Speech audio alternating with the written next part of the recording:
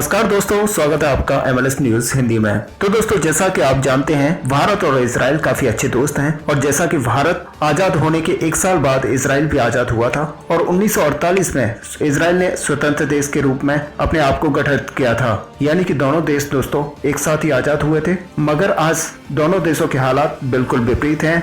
दोस्तों, भारत जहां आज भी हथियारों के क्षेत्र में आत्मनिर्भर बनने की कोशिश कर रहा है, वहीं इजराइल पूरी तरह से आत्मनिर्भर बन चुका है और साथ ही डिफेंस टेक्नोलॉजी की फील्ड में इजराइल ने महारत भी हासिल कर रखी है। और आज दोस्तों नौबत यह आ चुकी है कि इजराइल, जो कि एरिया के मामले में भारत के हरियाणा जैसे राज्य के बराबर है, भारत को उससे हथियार खरीदने के लिए मजबूर होना पड़ता है। हालांकि ऐसा नहीं है दोस्तों कि इजराइल के साथ भारत के संबंध अच्छे नहीं है। भारत को हथियार खरीदने में कोई परेशानी है, बल्कि बात यह है कि भारत को साथ में ही आजाद होने के बावजूद भारत के पास इजराइल से ज्यादा रिसोर्सेज होते हुए भी पिछली सारी भारतीय सरकारों ने इस पर ध्यान नहीं दिया। और अगर इजराइल की बात करें तो मिसाइल डिफेंस सिस्टम से लेकर बॉम्ब तक, ड्रोन्स और कई तरह के हथियार भारत को इजराइल बेचता है। उसमें सबसे ज्यादा महत्वपूर्ण जो हथियार है वो है ISR रडार। तेजस फाइटर जेट में इसको इस्तेमाल किया जाता है और हाल ही में भारतीय सरकार ने 83 MK1 तेजस फाइटर जेट की डील साइन की थी और उन सभी तेजस फाइटर जेटों में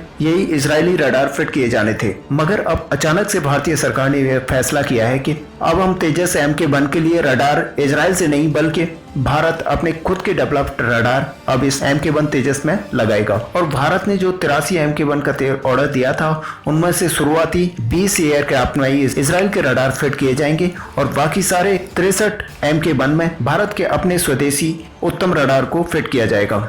और वहीं दोस्तों आपको बता दें कि इन 83 MK1 और पिछले 40 तेजस फाइटर जेट में से कुछ डिलीवर्ड हो गए हैं और कुछ इन प्रोसेस हैं। इन सभी के रडार्स के लिए भारत ने इजराइल कंपनी के साथ डील किया था और जो पिछले तेजस इंडियन एयरफोर्स को डिलीवर्ड हुए हैं उनमें भी इजरायली रडार ही फिट किया गया था। मगर अब ये फैसला जो रडार खरीदने थे भारत को इजराइल से, वो वापस ले लिया गया है क्योंकि भारत ने अपना स्वदेशी उत्तम रडार पूरी तरह से डेवलप कर लिया है। और अब तेजस फाइटर जेट में स्वदेशी कंपोनेंट की मात्रा बढ़ाने और डिफेंस टेक्नोलॉजी की मात्रा में किसी भी विदेशी कंपनी पर निर्भर न रहने के लिए भारत ने यह फैसला किया है। भारत द्वारा उत्तम रडार को डेवलप करने और फाइटर जेट की रडार टेक्नोलॉजी में भारत पूरी तरह आत्मनिर्भर बन चुका है। आपको बता दें कि रडार सिस्टम किसी भी फाइटर जेट के लिए एक बहुत ही महत्वपूर्ण हिस्सा होता है। DRDO द्वारा इस टेक्नोलॉजी को डेवलप करना भारत के लिए बड़ी गर्व की बात है। साथ में DRDO द्वारा डेवलप्ड ये उत्तम रडार HAL के द्वारा मैन्युफैक्चर किया जाएगा। DRDO चेयरमैन सतीश रेड्डी ने मीडिया को संबोधित करते हुए कहा है, भारत के इस उत्तम SR रडार को टेस्टिंग के दौरान उम्मीद से ज्यादा बेहतर प्रदर्शन किया है और आज के समय भी उत्तम रडार की जो टेस्टिंग है वो 2 तेजस विमान में ऑलरेडी लगा के फिट करके की जा रही है। और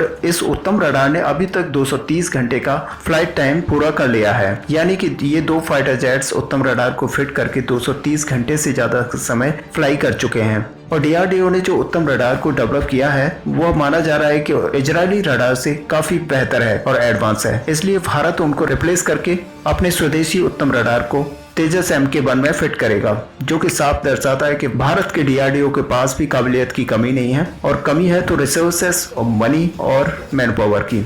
और इस रडार की उपलब्धि के साथ DRDO ने फिर से ये साबित कर दिया है कि वो भी किसी भी देश की कंपनी से कम नहीं है और भारत में जो स्वदेशी की मुहिम चल रही है वो उसको पूरा कर सकते हैं। तो दोस्तों आपका क्या मानना है इसमें, आप हमें कमेंट में लिखकर बता सकते हैं। वीडियो को लाइक और शेयर करना ना भूलें। मिलते हैं नेक्स्ट वीडियो में, तब तक के लिए जय हिंद।